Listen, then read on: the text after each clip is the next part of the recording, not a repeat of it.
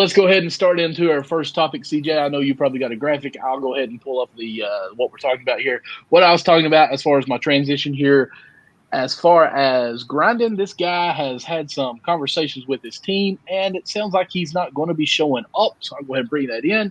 James Harden and the 76ers fall out. At some point, it has to be James Harden's fault with all these fallouts, right? Right, Nick? You make a good case. You know what I'm saying? You talk about Houston, you talk about Brooklyn, and now what's going on in Philly.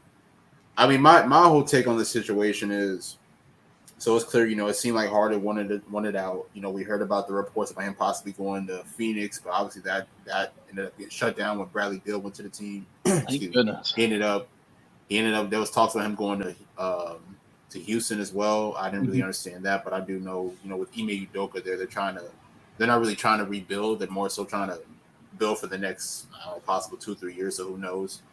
But my thing is, with Harden, to me, it's like there's not going to be any teams that's just going to go out of their way to really trade for him. I'm not going to say he has no value, but he has minimum value at this stage in his career. He's about in his mid-30s. We don't know if he's going to come into training camp in shape or not. I know that his agent always says, "Hey, he's going to come into training camp in the best shape of his life." I'll believe it when I see it. You know what I'm saying? I'll believe it when I see it. And honestly, I'm not going to say Harden had a bad year statistically because, he was number one in assists. He averaged around 21, 22 a game. But when it comes down to, who you want on your team to build a championship, we've seen, the playoff resume is subpar. You know what I'm saying? We already talked about it in the past. The 9 points against Boston in a pivotal Game 7. You know what I'm saying? We talked about him even last year going up against Miami, in his disappearance. We talked about San Antonio in 2017 when he only scored 10 points in an elimination game. So as great as Harden is, and I know a lot of people, we even had the debate about who was a greater shooting guard all time, whether it was him or D Wade, or like at least third greatest shooting guard all time. Let me be specific. But it's like, you got to look at the playoff resume and say, this guy has not shown up. When it matters most, especially in pivotal moments. So obviously, they weren't able to find a package, and it was announced that he was going to come back to Philly. To me, that's probably going to be the best bet, is to come back to Philly. Now, is it a great combination at this point between him and Embiid? Is it going to get you a championship?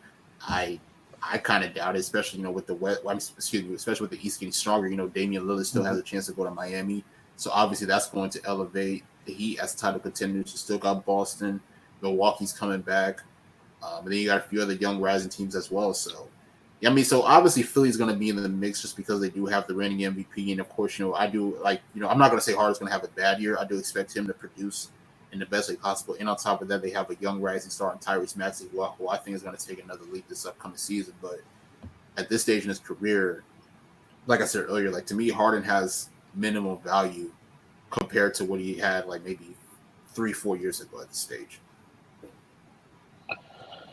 CJ, what's your thoughts on this? Of course, the source, I'll let you go into the source there. You got to pull it up. Probably can read it better than I can anyways.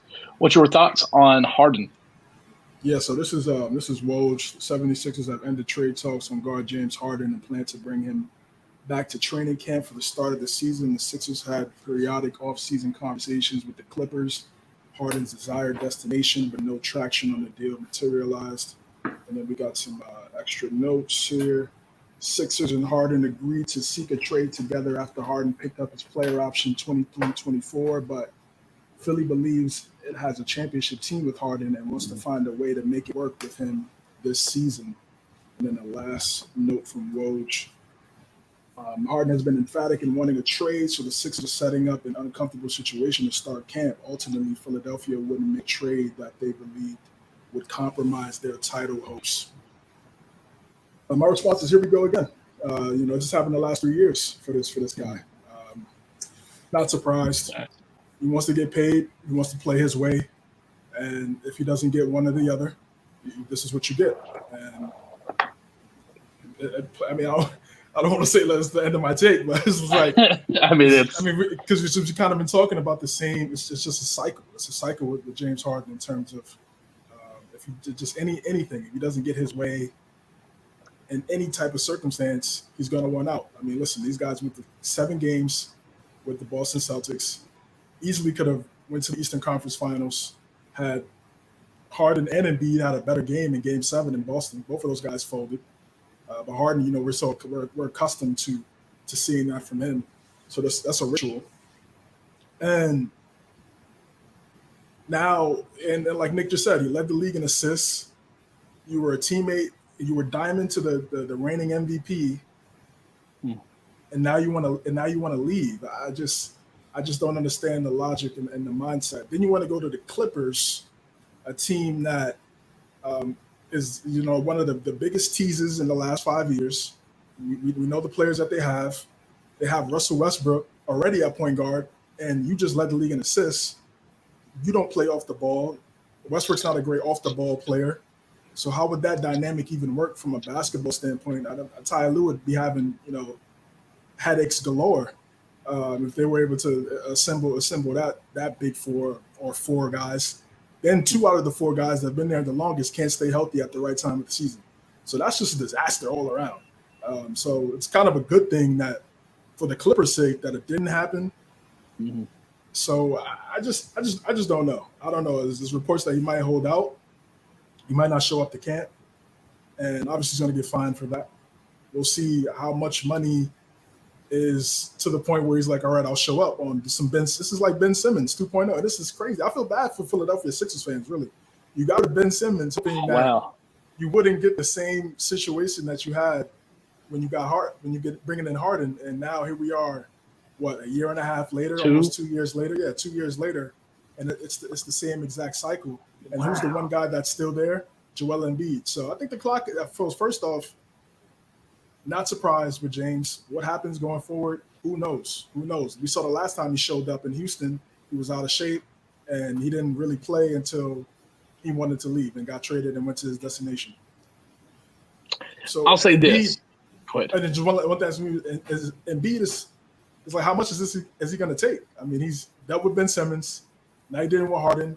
From my standpoint, it's not like he's a bad teammate or a guy that people don't want to play with. Like I said, he just won MVP, and Harden led the league in assists.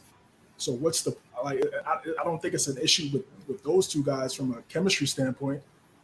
It's just weird, man. And I think the real question now is, if you're Joel Embiid, it's what does Philly really have to offer? You get rid of Harden, then what? I mean, yes, we hope Maxey becomes that number 2. To where they have the dynamic drafting guys, the 2 guys that they drafted, they excel together. That's the best case scenario. But now with everything that he's endured since being a 76er, the bad draft picks, Fultz, Okafor, Zaire Smith, all this stuff is accumulated now. Now you bring Simmons and Harden. He's been there through it all. How long does he want to stay? Of course, every one of you, I'll bring up great points. I feel bad for Joel Embiid on this. I feel bad for the 76ers. I thought Ben Simmons 2.0, but I didn't even think about it being the same team. So that even makes even more double whammy on that. But I'll say this. I am so glad this is happening, because it takes the Miami Heat, the Portland Trailblazers, and the Dame conversation on the back burner for a while. That's the only reason why I'm happy that this conversation is going on, because now Dame is not a bad person. It has been, even though it's not finished yet. This is what everyone's going to be talking about, and it takes the whole Heat, pardon the pun, out for that whole trade. So, okay, I'm so thankful for this. Now, on a serious note, in my opinion, nobody wants Harden. He's been nothing but trouble everywhere he goes. On the court, he's been good. He plays well, and he does play well with others. Leading assists is wonderful. We worried about how they would go on in Brooklyn, and he played well with point guard, passing into Kyrie and passing to KD. So he can play well with others. It's just he's not ever happy. Like, I think he more, and this is me diving in there, I don't know this to be true, but I think Embiid got MVP and he got upset that he didn't get the glory. Excuse me. So I think he's not happy with that, and he's won now. Wow. I don't know who trades for him, though. Crazy. Well, I mean, why would you not want to be in Brooklyn with KD and Kyrie? And why did you not want to stay with Oklahoma? So, I mean, everywhere he goes, he's not been technically the star guy. He thinks he should be the star guy. You're a great player, but the NBA has kind of evolved away from how you were playing and getting all your free throw points. If you're not careful, you're going to see yourself playing a role player very soon because nobody wants that baggage that comes with you. It's a tough spot. It's a tough spot. The OKC thing, I mean, that was more Clay Bennett not wanting to go over the luxury tax. We know that was a flop. I mean, they're on their way back now, but we know that was a flop. Houston, yeah, that's why we heard Houston because that was the glory years. But again, you left Houston. Could have just stayed there, got your money. You wanted to leave because you wanted to win. Then you go to two situations where you're playing with a two-time Finals MVP and an MVP, Kevin Durant, Kyrie Irving, and Brooklyn, and then you go play with the reigning MVP in Joel Embiid in Philadelphia, and still no rings, and it's just sad, man. It's just a sad situation.